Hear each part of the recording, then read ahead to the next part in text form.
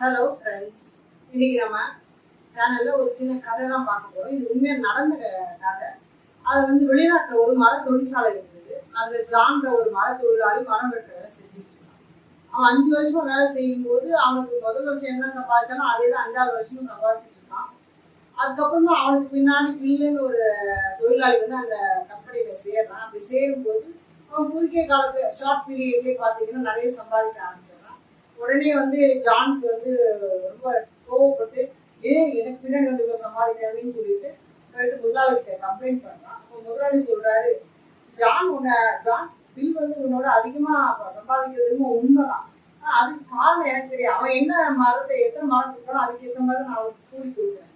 ஆனால் அவன் எப்படி வெட்டுறான்றது எந்த ஒரு டெக்னிக்கோ எனக்கு எதுவுமே தெரியாது. அவன் செய்கிற வேலைக்கு நான் சம்பளம் கொடுக்குறேன். ஒருவேளை நம்ம 2 பேருக்கு தெரியாத விஷயம் அவனுக்கு தெரிஞ்சுட்டான், நீ அவன்கிட்ட கேளு அப்படின்னு சொல்லி முதலாளி ஜான் பில் கிட்ட அனுப்பிச்சாரு.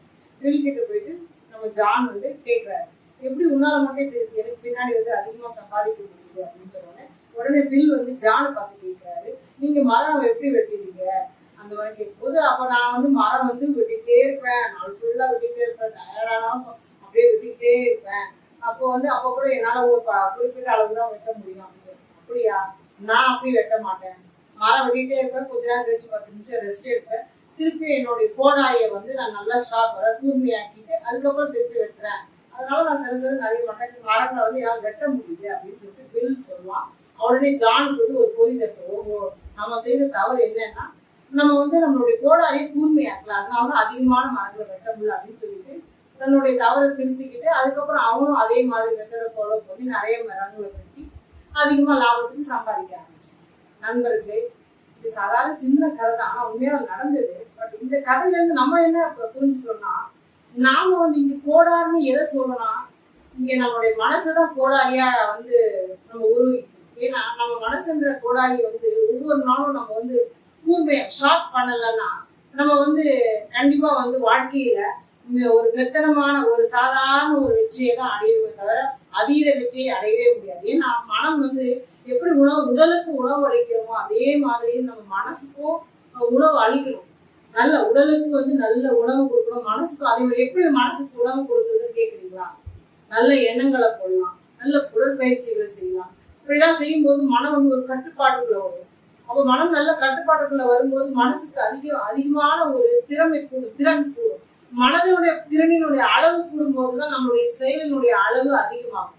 மனதனுடைய வலிமை இல்லாத எந்த ஒரு செயலும் செய்யவே முடியாது. இது பெரிய பெரிய தத்துவ ஞானிகளும் அறிவியல் அறிஞர்களுமே ஆராய்ச்சியில் கண்டுபிடிச்சிருக்காங்க. மனத்தின் அதாவது எண்ணத்தின் அளவு தான் வாழ்க்கை, எண்ணுவதெல்லாம் உயர்வுள்ளல் அப்படின்னு நம்மளுடைய முன்னோர்கள் சொல்லியிருக்காங்க. எப்போ நம்ம மனம் வலிமை பெறும்னா நல்ல நல்ல எண்ணங்களை சிந்திக்கும் போது, உதாரணத்துக்கு நம்ம தியானம் பண்ணலாம், நம்மளுடைய கவனங்களை நல்ல நல்ல புத்தகங்களை படிக்கலாம், நல்ல நல்ல நிகழ்ச்சிகள்ல கலந்து கொள்ளலாம். இப்படி செய்யும் போது நம்ம மனம் எப்படி நம்ம உடலுக்கு ஒரு நாளைக்கு 3 வேளைக்கு உணவு தேவைப்படுது நம்மளுடைய உடலுக்கு, அதே மாதிரி மனம்க்கு ஒரு வாரத்துக்கு ஒரு தடவை அப்படி நம்மளை சார்ஜ் பண்ணிக்கணும். எப்படின்னா இந்த மாதிரி நல்ல நல்ல சிந்தனைகளை போடணும், இல்லை தவம் செய்யும், நல்ல நல்ல விளையாட்டு பயிற்சிகளை செய்யும்போது மனம் ஒரு திறன் அதிகரிக்கப்படும். அப்போ உங்களுடைய எனர்ஜி லெவல் அதிகமாகும். உங்களுடைய வாழ்க்கையும் முன்னுக்கு வர்றதுக்கு நிறைய வழிகள் உங்களுக்கு ஆட்டோமேட்டிக்கா உங்களுக்கே கிடைக்கும். அதுதான் மனதுக்கு நம்ம கூர்மையாக்குறது. நம்ம எப்படி ஜான் தன்னுடைய கோடாரியை கூர்மையாக்குனா நம்மளுடைய தொழில விருத்தி ஆகணும், அவனுக்கு ஒரு பொறி தட்டுச்சோ அதே மாதிரி நம்ம வாழ்க்கையில நமக்கு ஒரு பொறி தட்டணும். நம்ம மனம் என்ற கருவியை கோடாரியை நாம் எப்பொழுது கூர்மையாக வைத்துக் கொள்கிறோமோ அப்பொழுதெல்லாம் வெற்றி நம்மளை அடையும். இதுதான் நம்ம இந்த கதையிலிருந்து பெறக்கூடிய மோரல் நீதி அப்படின்னு எடுத்துக்கலாம். நன்றி.